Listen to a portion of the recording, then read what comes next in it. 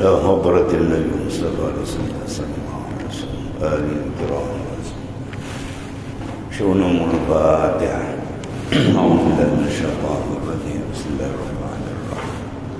الحمد لله رب العالمين الرحمن الرحيم مالك يوم الدين إياك نعبد وإياك نستعين اهدنا الصراط المستقيم صراط الذين أنعمت عليهم غير المغضوب عليهم.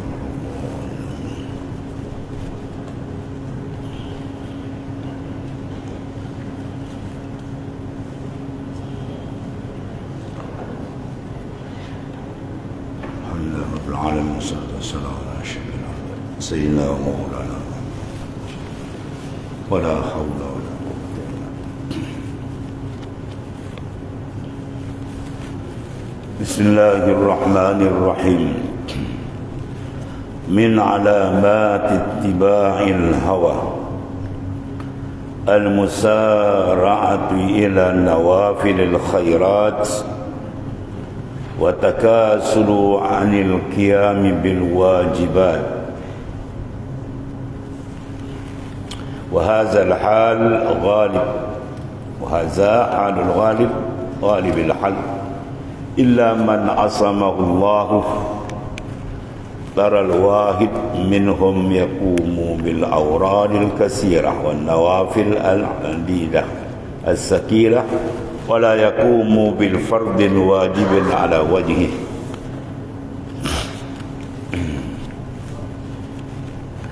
Min alamat ittiba'il hawa, dan setengah daripada alamat orang yang mengikut hawa nafsunya.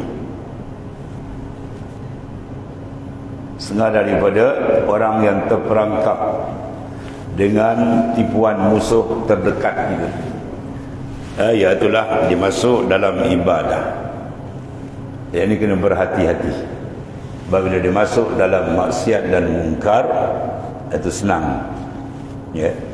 Ini masuk dalam ibadat, cuma dia menipu ahli ibadat dengan susunan ibadah, ya, dengan susunan ibadat. Iaitulah kita ada fiqhul aulawiyat, mana kefahaman keutamaan yang wajib mesti didahulukan, kemudian barulah amalan yang sunat. Tapi kebanyakan berlaku, dikata di sini oleh tuan pengarang, haza halul ghalibul halaq. Kebanyakan kelakuan manusia, melainkan orang yang tuan pelihara, iaitulah mereka mendirikan aurat kasirah, bermacam wirid yang banyak, nawafil, sembahyang sunat, ibadat sunat, tapi wala yaqumu fardhan wahid. Dia nak buat fardu yang satu tu payah, ya, yang fardu dia payah buat, yang sunat bukan dia rajin buat. Ini setengah daripada tertipu dalam ibadah. Setengah daripada alamat orang yang mengikut hawa nafsu, bersegera ia kepada mengerjakan segala kebajikan yang sunat, dan segan itu makna malas ia daripada mendirikan segala hak yang wajib. Ya, sebab syaitan ni dia pandai menipu, nafsu pun pandai dia bermain dengan kita. Dia tengok ni tak boleh makan ni, rajin ibadat, buat macam mana pun dia rajin ibadat. Sekarang dia pusing pula, susunan ibadat tu disusun, dia pusing, dia suruh kita buat yang sunat, yang wajib tinggal. Dah dia tertipu di situ, ya.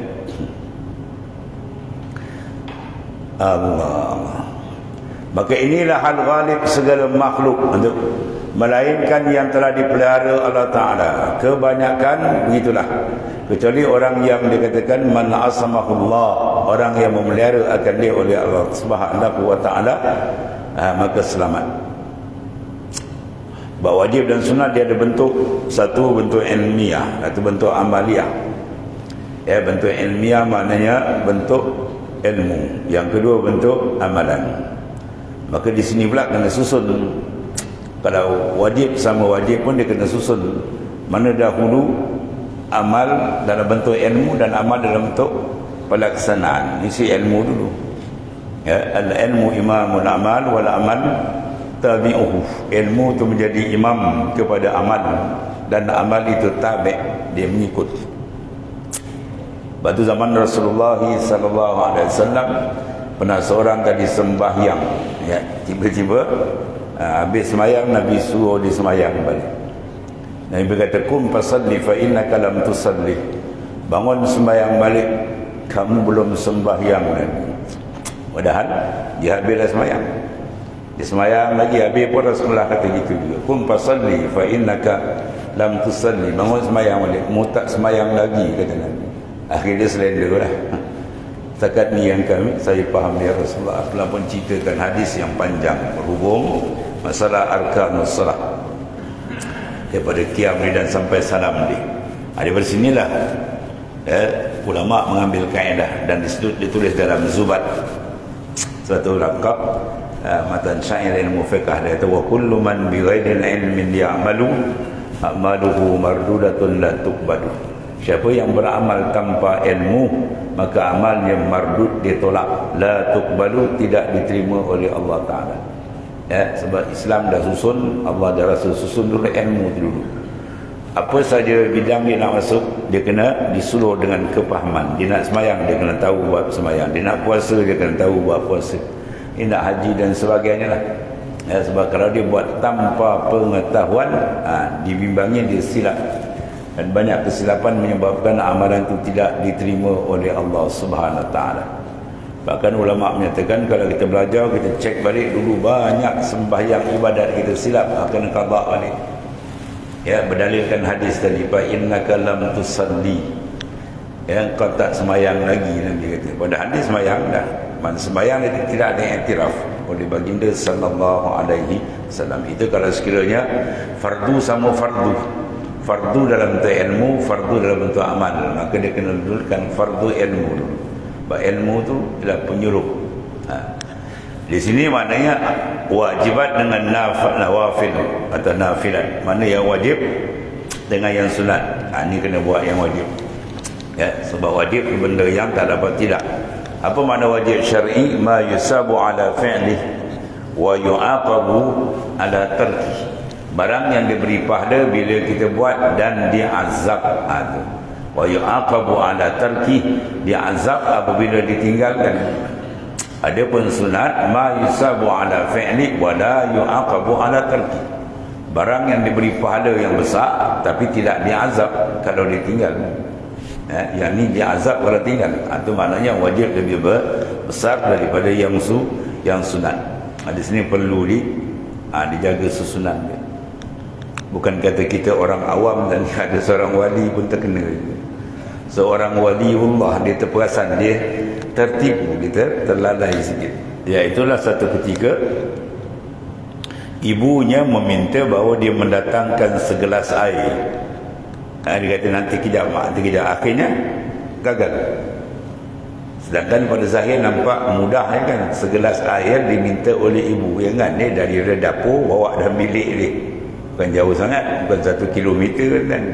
Tapi hukum dia wajib dia taat kepada surahan ibu ataupun bapa selama dia tidak bercanggah dengan syar'i. Sekarang ibu diminta air tu, tiba-tiba dia gagal melaksanakan, maka hukum dia haram. Tapi satu masa dia kata, aku tertipu dengan ni, aku boleh berjalan haji ke Mekah dalam keadaan berjalan kaki jauh, padang panas, tapi taraf tu ialah taraf sunat. Sebab haji tu bukan haji yang pertama, haji yang kedua dan ketiga seterusnya bukan wajib. Walaupun nampak dia jalan padang pasir, panas lagi, berat, tapi taraf dia ada sunat. Sebab bukan haji yang wajib, haji yang kedua, ketiga. Di situ letak. Maka seorang wali kata, aku tertipu, dia kata. Ya, aku dapat berjalan di padang pasir mengerjakan haji yang sunat dalam keadaan berat, tapi aku gagal mendatangkan segelas air kepada ibuku yang meminta tadi. Ya, di situ nampak sikit dia main. Atau liciknya apa? Tipuan syaitan dan nafsu tadi. Bila dia mendahulukan yang sunat dan dia meninggalkan yang wajib. Ya. Dia ada satu cerita dulu, satu orang ulama, orang datang minta berubat dengan dia. Jadi dia ada macam kerasukan. Dia orang kampung biasa, tapi dia ada perubahan tu mendadak. Dia dapat perubahan tu mendadak. Malam dia bangun sembahyang sampai ke subuh, perempuan nampak hebat, tapi layanan suami patut malam dia nak buat sunat, dia kena bertanya suami dulu. Dia nak puasa sunat, minta izin suami dulu. Itu wajib. Dia faham. Bahkan dia boleh bersyarah, bercerita buat agama ni pelik. Jadi dia pergi jumpa seorang daripada ulama tu bagi dia ubat dan bagikan ayat, baca, dia sadar balik. Dia sadar bodoh puasan, apa dia buat, dia makna apa tu. Dia jadi susunan begitu jadi. Dan nampak hebat, bangun malam fikir apa, tapi hak wajib dia dengan suami dia tinggal. Itu makna beribadat dalam kejahilan dan kesilapan menyusun taraf kewajipan dan sunat. Itu satu benda yang kebanyakan. Itu dia kata haza halu ghalibil halqi illa man asamahullah. Ini hal yang bergalib banyak berlaku pada tuan sembarang, melainkan orang yang Allah Ta'ala pelihara bahawa dia terlepas daripada satu licikan tipu daya nafsu dan syaitan, iaitulah mendahulukan yang wajib sedangkan yang sunat didahulukan sunat, ditinggal yang wajib. Pun ada juga setengah kumpulan dia berdakwah bagus, surah masjid, tapi bila surah masjid tu buat kuliah dia keluar. Ada juga bukan setengah, dia keluar tidur dengan puak-puak dia, buat tablik. Tablik tu bukan tablik, tu tablik tablik yang diasaskan oleh Maulana Zakaria tu hebat. Si Maulana Zakaria tu wali besar kan, muhaddis, ulama hadis besar. Tapi bila sampai ke sini macam-macam perangai. Bukan semua, ada setengah-setengah tempat yang dapat aduan daripada jawatan kuasa masjid, surau. Ni satu puak ni, tuan ni kata dia datang, dia suruh orang tu bagus lah, tapi bila surau tu buat program, buat kuliah fardu ain ke apa, dia tak nak dengar, dia keluar. Dia baca 6 prinsip dia je. Ni silap. Uslub dakwah pun silap. Kau masuk tempat orang tu kau buat kelakuan kau. Silap. Apatah lagi kalau yang mengajar tu benda wajib. Itu silap tu. Kerja dakwah tu kerja yang amat elok, tapi bila cara dia tak kena, dia kena salah. Bila masjid buat kuliah, dia tak nak dengar, dia nak dengar buku dia je. Itu melampau. Itu ta'asub penyelek. Kita dalam ilmu pun kena luas. Kalau boleh 4 mazhab, berapa mazhab mengaji lagi luar, lagi banyak, lagi luar pandangan kita, lagi baik. Hanya tidak dita'asub dengan geng dia. Itu bukan pengasas dia suruh itu pandai-pandai dia punya kepahaman. Kadang tersilap faham, itu masalah. Kadang-kadang kau juga setengah-setengah AJK kau datang kuasa masjid, dia mengadang kau, setengah-setengah surau dia. Wah, dia nak dengar dia punya je, kita punya kuliah dia nak dengar. Jadi masalah. Apatah lagi kalau yang wajib ditinggalkan, didulukan yang sunat. Ini setengah daripada kena jaga, tertipu dalam ibadah. Syaitan, kalau kitab Imam Ghazali Tanbihul Muqtarrin, dalam kitab dia ceritakan macam mana syaitan nafsu nak tipu ulama, macam mana dia tipu ahli ibadat, macam mana dia tipu banyak-banyak pesen. Semua peringkat tu ada cara dia masuk.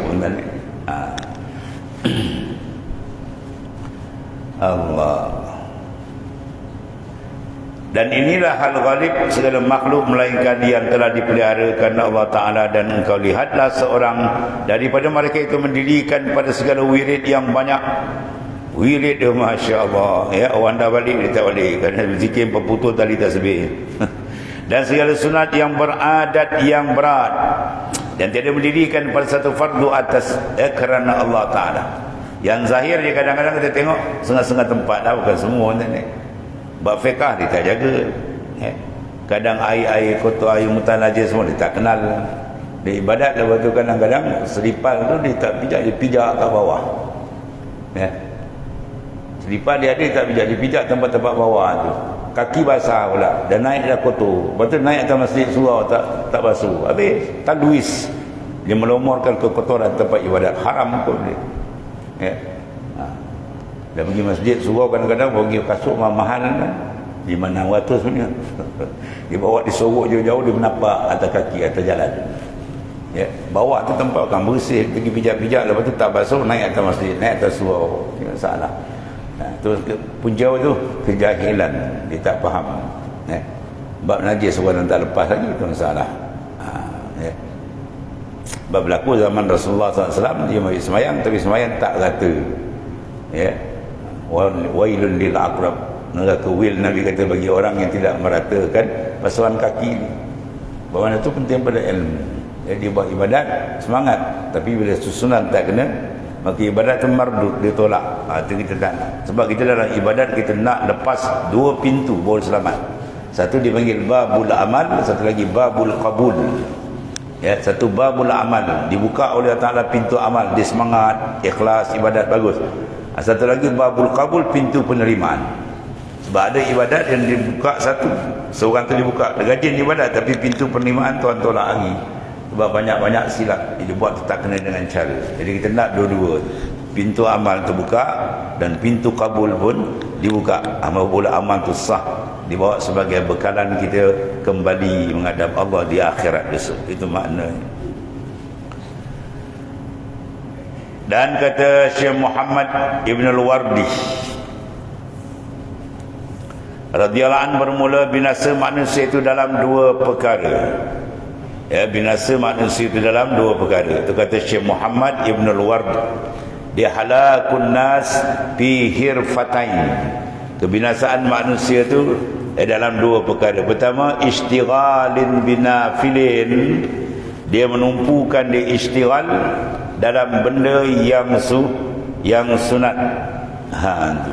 Ya, wa tadyi'il faridah, dan dia mensia-siakan kefarduan. Yang sunat dia beri tumpu, bukan main hebat, tapi dalam benda yang wajib dia sia-sia. Istighal pada sunat dan meninggalkan fardu. Dan keduanya mengerjakan amal jawarih dengan tiada muafakat batin, mana qalbi. Ini banyak ni kata. Ya. Yang pertama tadi dia buat ibadat sunat, yang fardu dia tinggal. Yang ni wa amal jawarih bila muwatatil qalbi, tak ada muafakat dengan qalbi. Maknanya doa cantik dalam masak, dalam dengan sifat-sifat mazmumahnya, riya, ujub, sumu'ah, takabbur, macam-macam kan ni. Ibadat Tuhan kosong. So akhirat dia pandai mana amal dia dah tak ada, kosong, dia tolak. Itu setengah daripada kebinasaan manusia, dia tidak jaga dua perkara. Jadi walhasil dia nak apa? Susunan tu kena, dia ada fiqhul aulawiyat. Wajib diutamakan, kemudian disusuli dengan sunat. Itu dalam hadis yang panjang pun disebut begitu jugalah. Apa tu makna dia suruh buat ibadat yang wajib, kemudian barulah la yazalu al-'abdu yataqarrabu bil nawafil hatta uhibba al-hadisah. Supaya dia mengerjakan yang wajib, kemudian dia susuli yang sunat. Itu di antara susunan yang dibuat oleh baginda Rasulullah sallallahu alaihi wasallam. Allah. Ibadat jawarih hebat ni, tapi ibadat batin hati dia tak jaga. Sebab disebut dalam Ihya, man lam yataghalghal bihadhil ulum mata musirran 'ala al-kaba'ir wa huwa la ya'lam. Ya. Allah. Barang siapa yang tidak memberikan perhatian, pemantauan yang betul dalam perjalanan rohani dia, man lam yataghalghal bihadhil ulum, dengan ini ilmu, mana ilmu mengkaji dan membahas masalah perjalanan dalaman kita rohani, ilmu tasawuf, ilmu sir, mata musirran 'alal kaba'ir wa huwa la ya'lam, dia mati dalam keadaan mengekalkan dosa yang besar-besar, padahal dia tidak perasan. Padahal dia tidak perasan. Dua orang ulama besar tadi, ulama dah ni, masyhur, wali. Dalam kitab ada nama dia, dalam Minhajul Abidin ada. Ya. Si Hasan Basri dan Fudail bin Iyad. Dia cerita sendiri bahawa dia ada satu kisah, dia muzakarah. Dua-dua ni hebat, segi keilmuannya masya-Allah, segi amalannya masya-Allah, dan taraf dia pun tinggi, terkenal. Dalam kitab-kitab semua ada si Hasan Basri, jauh lagi Fudail bin Iyad, masya-Allah. Jadi bila dia buat muzakarah, sudah tentu muzakarah dia hebat, buat ilmu, ya, bincang tajuk ilmu yang hebat-hebat. Habis saja perbincangan tu, salah seorang daripada mereka mengatakan, alhamdulillah, ya, inilah majlis yang sangat saya minat, seronok. Seorang lagi kata apa? Tidak. Seorang lagi kawan kata tidak. Kata lima azhar, kenapa awak kata begitu? Kenapa kata tidak? Kita bincang ilmu hebat-hebat. Betul? Tapi kau perasan tak ketika kau berbahas dan aku sendiri berbahas, kita dah kena satu penyakit riak masing-masing nak tunjuk kehebatan ilmu dia. Allah, dia kata sungguh.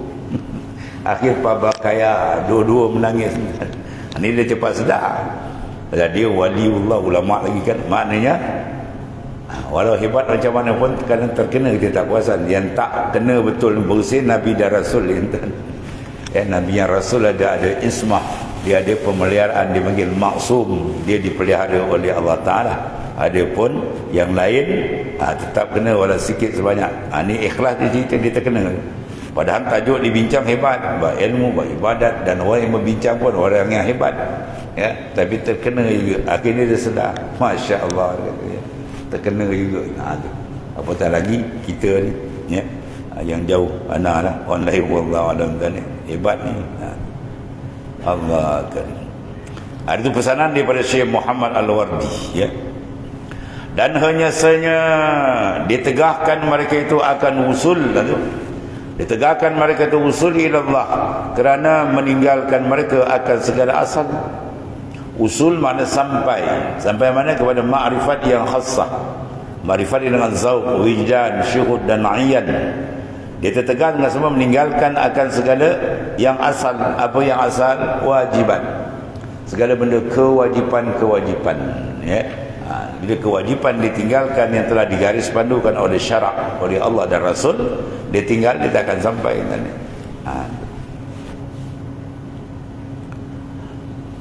Dan kata setengah ulama, barang siapa ada segala sunat itu terlebih sangat dicita atasnya daripada segala fardu, maka itu terperdaya ia. Ya, kata setengah ba'dul arifin, setengah ulama, barang siapa yang ada sunat itu terlebih sangat dicita, mana dia kawal betul, dia jaga rapi betul yang sunat, hebat. Tapi yang wajib dia tak berapa jaga kan. Man kanatin nawafil aham alaihi minal faraid fahuwa makhdu. Maka orang itu terperdaya. Ini dalam ibadat, ya. Dalam ibadat dia terperdaya. Dalam maksiat itu tak saya cerita lah. Dalam ibadat dia masuk nafsu dan syaitan cukup jahat, ya. Itulah kita tengok semangat kita tu lebih memberikan tumpuan kepada fardu ke sunat. Jadi maknanya dia kena tumpu dua-dua, tapi penjagaan tang wajib terlebih, sebab dia menumpukan apa yang sunat tu farad. Dan segala khawas telah putus makhluk itu daripada Tuhan dengan dua perkara, ya. Kata setengah daripada al-khawas, mana orang pilihan Allah.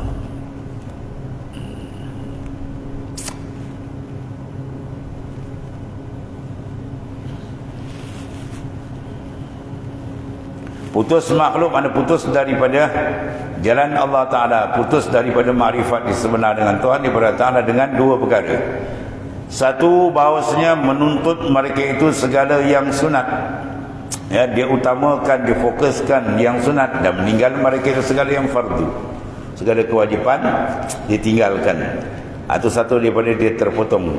Dan kedua, bahawasanya mereka itu mengerjakan amal pada zahir, yang zahir cukup dijaga betul, dan ya, baguslah dijaga.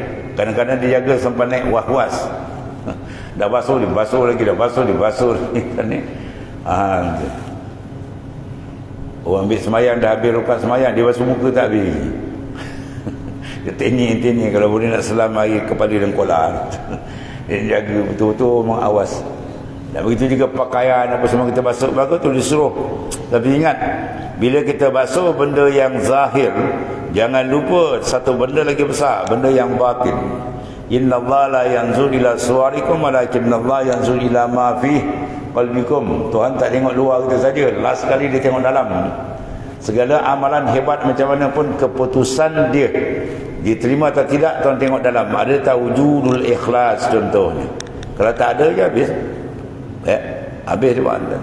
Dalam hadis sahih kita tengok golongan hebat tu, golongan ulama yang diseret ke neraka, golongan orang berjuang diseret ke neraka, golongan dermawan yang diseret ke neraka. Ya, dalam hadis sahih, panjang hadis tu lah, tu ringkas dia. Bila ditanya kenapa, rosak dalam. Yang ulama mengatakan kami mengaji puluh tahun balik, bohong kan kata. Kau buat tu semua nak dapat pujian dan kau dah ambil atas dunia. Ya, malaikat lempar di sana.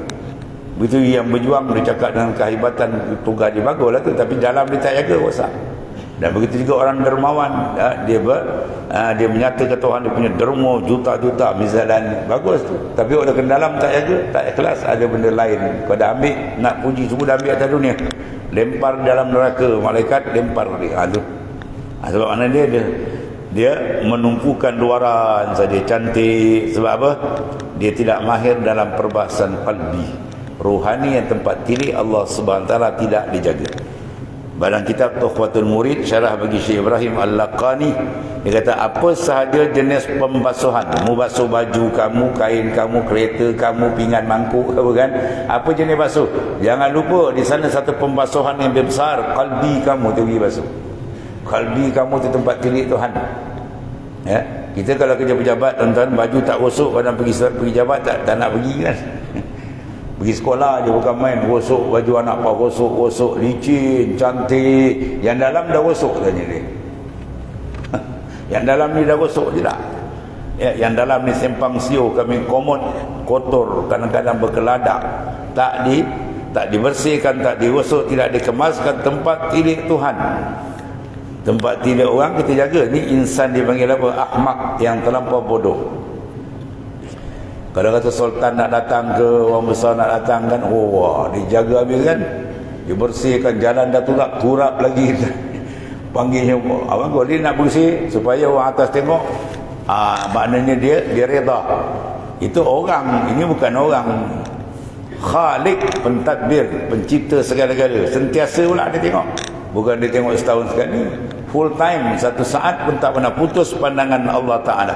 Sifat basar, ya, as-sam wal basar muta'alliqatan bi kulli mawjudat, semua benda yang ada semua dalam sama dan basar Tuhan. Maka dia tengok tembus tu. Terasa tak kita penglihatan Allah tentang qalbi kita ada? Kita rasa insya-Allah dijaga. Tapi dia tak jaga tadi, ada setengah daripada kerosakan. Dia tumpu yang luar, sedangkan yang dalam dia tidak perhatikan. Kita bawa dekat raja tadi hadiah beratus kotak, tapi bila raja buka kosong, tak ada apa. Ya, menambah murka raja ni, nak mempermainkan aku, kata. Dan tiada diterima Allah Ta'ala daripada amal orang yang mengerjakan amal melainkan dengan sidqin, dengan siddiq dan membetuli yang hak. Ya, dia buat amal tu siddiq, betul dia dengan Tuhan. Batu kata Syekh Ali Al-Khawas, guru bagi Syekh Abdul Wahab Al-Sya'rani, la yablughul murid maqam as-sidq hatta yazida fi ta'zimi amrillah fa yaf'alul mandub ka'annahu al-wajib wa yajtanibul makruh ka'annahu al-haram wa yajtanibul haram ka'annahu al-kuf. Seseorang tidak akan berjejak makam siddiq, hati dia dengan Tuhan, sebab siddiq lebih tinggi daripada ikhlas. Ya, sehinggalah dia memberikan tumpuan kerja dengan Allah terlebih besar dari yang lain, sehingga dia buat yang sunat macam wajib. Yang sunat tu dia buat macam wajib, dia teliti betul-betul. Ya, dan dia meninggalkan makruh macam dia takut terjatuh pada benda yang haram, sedang makruh. Dan dia meninggalkan benda haram macam dia takut pada jatuh dalam kekufuran. Baru dia duduk makam siddiq dia dengan Allah Ta'ala. Ya, atau di antara kata Syekh Ali Al-Khawas, guru bagi Syekh Imam Asy-Sya'rani radhiyallahu anhu. Masya-Allah, ya.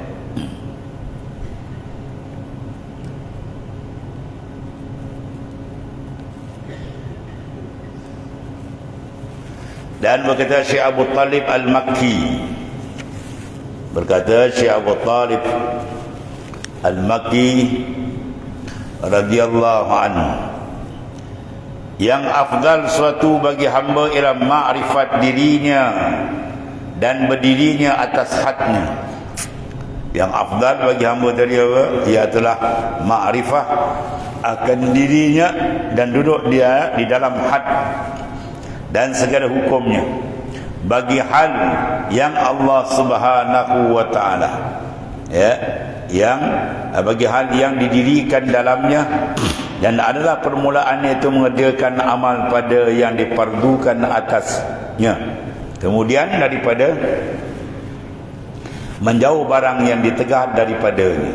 Ini susunan-susunan yang dibuat oleh ulama berpandukan pada nas-nas Quran dan hadis-hadis Rasulullah sallallahu alaihi wasallam. Ini semua wali besar kan. Dia kata apa? Maka yang afdal suatu bagi hamba ialah ma'rifah akan dirinya. Mana dia kenal siapa dirinya. Ya, dia kenal akan dirinya, maka dia kenal akan Tuhannya. Man arafa nafsa faqad arafa rabbah, wa man arafa rabbah fasadal jasad. Barang siapa kenal akan dirinya, maka kenal ia akan Tuhannya. Dan bila kenal akan Tuhannya, maka binasalah jasad. Apa makna binasa? Mengalami makan fana billah.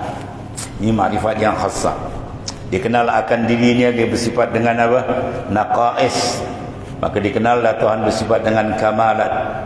Dikenal diri dia bersifat dengan al-ajz, dengan lemah. Maka dikenallah Tuhan dia bersifat dengan al-qawi. Dikenal diri dia bersifat dengan al-jahd, bersifat dengan kejahilan. Maka dikenallah Tuhan dia bersifat dengan al-ilmu, dan seterusnya. Maka pengenalan ini bentuk dua lapis, satu syariat dan bentuk pengisbatan. Dia mengisbatkan dengan hujah dalil, itu peringkat usuluddin. Satu lagi dia mengenal diri dalam bentuk zauqi. Dia merasakan keperasanan sifat tadi tu. Itu beza dia. Bila perasaan dia dah main qalbi, roh, sir. Kalau dia i'tikad dia main akal. Sebab hukum akal dalam usuluddin kan dia ada pembagian hukum akal dan seterusnya lah. Jadi kalau dikenal akan Allah Ta'ala, dikenal akan diri, dikenal akan Tuhan. Sebab awal-awal adalah pengenalan. La tasihul ibadah illa bima'rifatil ma'bud. Tidak sah ibadat mana tidak diterima, tak diiktiraf, melainkan dikenal siapa Tuhan yang disembah. Ya, disembah Allah. Allah Ta'ala itu siapa? Itu dikenal. Ya, sebab itu dalam Quran kata fa'lam annahu la ilaha illallah.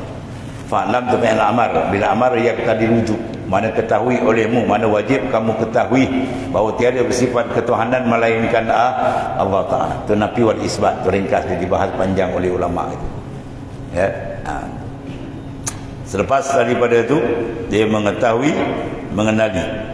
Maka ulama sebut awal wajibil 'alal insani ma'rifatun ilahi biistiqanah. Awal-awal yang wajib bagi insan ma'rifatun ilah, dia mengenal Tuhannya biistiqan al-bitayakun, dengan yakin sebut. Waktu di Makkahul Mukarramah 13 tahun Rasulullah suntik apa? Akidah, supaya dia kenal Tuhan ni, menghasilkan kejituan iman yang kuat di kalangan sahabat, sehingga Rasulullah diuji oleh Allah Ta'ala, uji Rasulullah dan para sahabat hijrah ke Madinah. Dia tinggal saja. Sebab apa? Akidah mereka, makrifat mereka tinggi dengan Allah Subhanahu Wa Ta'ala tu dia. Dan atas hadnya, sempadannya, dia mengenali siapa hakikat diri dan. Lepas tu di awal kitab dia kata apa? Kau kenal sebenar Tuhan pada apa? Ada ia, tiada engkau. Itu kemuncak dia. Ada ia, mana yang wujud sebenar-benar huwallahu ta'ala. Sebab wujud dia wujudul hakiki, wujud yang tidak didahului oleh ketiadaan, dan kewujudan dia tak akan bertembung dengan ketiadaan. Ada pun yang sebaliknya, bukan hakiki wujud segala makhluk, termasuk kita, dipanggil majaz. Wujudan kita didahului oleh ketiadaan dan akan kembali balik dengan ketiadaan. Maka wujud kita ni wujud yang muqayyad, terikat dengan dia. Adapun wujud dia ada wujudul mutlak, wujud yang tidak diikat dengan sesiapa, bahkan dia yang mengikat segala-galanya. Itulah kewujudan, kebesaran Allah Ta'ala dan segala hukumnya bagi hal yang didirikan dalamnya. Apa sahaja yang kita nak lakukan, kita ikut akan hukum syar'i. Ya, kita nak berniaga kena tahu dalam babul buyuk, bab perniagaan, mana dia akad jual beli dan seumpama, atau kena mengaji. Ya, dalam bab riba dan sebagainya, jangan terlibat dengan benda yang tidak diizin dan seterusnya lah. Kita semayang dia, kita nak semayang kena tahu syarat rukun dia dan seterusnya. Dan adalah pemulaan ini mengerjakan amal pada yang difardukan. Bagi nak beramal, pastikan yang fardu selesai dulu. Atas kemudian daripada menjauhkan daripada barang yang ditegak daripadanya. Tapi benda ni mana amal dia ada dua. Satu dalam bentuk pelaksanaan, satu dalam bentuk bab turuk, bab meninggal. Sebab dibina Islam tu atas dua perkara. Ad-dinu syatran fi'lul ma'murat wa tarkil manhiyat. Agama tu dibina atas fi'lul ma'murat, melaksanakan benda yang diarah, satu. Kemudian wa tarkil manhiyat, dan meninggal benda dilarang. Maka benda yang diarah dipecah dua. Satu yang diarah dalam bentuk pasti, tak buat dosa, itu wajib. Satu lagi disuruh tapi kalau tak buat, tak sampai peringkat azab, itu yang sunat. Jadi arahan ada dua, wajib dan mandub yang sunat. Begitu larangan, ada larangan putus, dipanggil muharraman, benda yang diharam, kalau buat dijanjikan azab. Satu lagi larangan tapi tak putus, kalau tak buat dapat pahala, tapi kalau buat tak dosa, itu benda makruhat. Jadi agama dipecah dua je. Buat disuruh, tinggal dilarang. Baik, dua-dua kena buat. Mana buat, mana yang wajib, yang sunat, yang wajib, yang haram kena tinggal. Tapi kalau diberi pilih, dalam minhaj kata Imam Ghazali, kalau diberi pilih, mana nak dulukan, kena dahulukan meninggalkan yang muharamat, lebih besar. Meninggal menjaga diri jangan terlibat dengan benda yang dilarang lebih besar daripada mengerjakan benda yang disuruh. Walaupun hakikat dua-dua kena bawa. Dua-dua kena bawa. Apa dia? Yang wajib kena buat, yang haram kena tinggal. Tapi kalau diberi pilih, Imam Ghazali letak yang lebih besar. Ya, sebab dia panggil apa? Tarkul ma'asi ra'sul ibadah. Meninggalkan maksiat adalah kepala dalam semua ibadah. Ya, kalau insan pada adat, dihukum adat, bukan hukum akal. Hukum akal harus bagi Tuhan nak hidupkan orang tak ada kepala, boleh. Tapi hukum biasa kalau kerat kepala mati. Pada adatnya kerat kepala mati. Begitulah matinya susunan ibadat bila seorang tadi tak menjaga benda-benda yang ditegah oleh Allah SWT. Jadi benda yang ditegah ni benda yang besar. Betul dalam kaedah fiqh kita, darul mafasid muqaddaman ala jalbil masalih.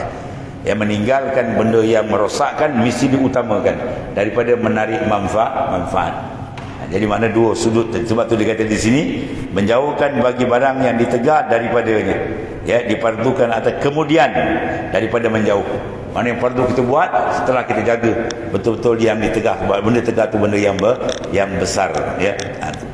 Dan satu lagi kata Tuan Pengarang, dan jangan istighal dengan menuntut yang lebihnya hingga selesai daripada yang fardu. Yang lebih itu apa?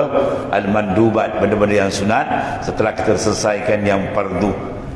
Tapi sedang nilai fardu lebih, tuan-tuan.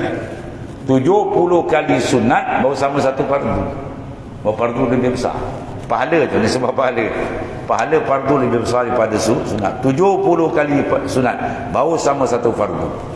Ya, pahala yang sunat dengan yang wajib maka besar yang wajib, kecuali satu bab je. Pahala sunat lebih daripada wajib. Apa dia? Apa dia kan? Bab melambangkan ketawadukan, jadi lebih. Apa dia? Menjawab salam, memberi salam hukum nak jawab salam wajib, tapi pahala mana besar? Memberi salam dia besar. Sebab di lambang tawaduk. Orang yang memberi salam ni, orang tu ada sifat tawaduk. Orang yang balas beri salam ni, suruh jawab orang salam kat dia, tu ada sifat takabur. Sebab Rasulullah SAW sampai ada sahabat menyeruk balik batu. Setengah riwayat, nak beri salam ke Nabi tak dapat. Dekat Rasulullah beri salam. Rasulullah sampai jumpa budak-budak Rasulullah beri salam. Itu tawaduk baginda SAW. Ya. Orang yang tawaduk, orang yang mendahulu memberi salam. Jumpa assalamualaikum, itu orang tawaduk. Kalau orang tak tawaduk, dia malas salam, dia suruh orang beri salam kat dia. Ya. Orang tak salam, dia kata buat sombong, badan dia sombong. Ya.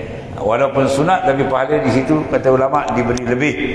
Ya, beri lebih, iaitu memberi salam lebih afdal, pahala lebih banyak, walaupun hukum dia sunat. Sedangkan menjawab tu wajib. Ya. Tu sebab apa? Tu lambang tawaduk kata ulama. Hingga selesai daripada fardu, kerana bahawasanya yang lebih itu tiada sah yang melainkan kemudian dan mengerjakan asal. Seperti tiada khalis laba bagi orang yang berniaga. Tak betul-betul dikatakan untung tu bersih, melainkan dia dah tolak dulu yang wajib. Apa hutang semua, belanja semua dah tolak, barulah untung tu betul sekali.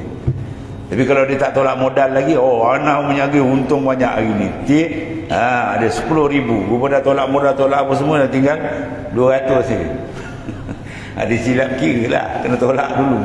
Mana yang fardu dah siap, ya, barulah yang kendian tu bagi sunat dipanggil keuntungan. Maknanya apa? Dia boleh pastikan keuntungan dia, melainkan dia dah khalis, baru dia meniaga itu, melainkan kemudian daripada hasil kepala harta. Apa kepala harta?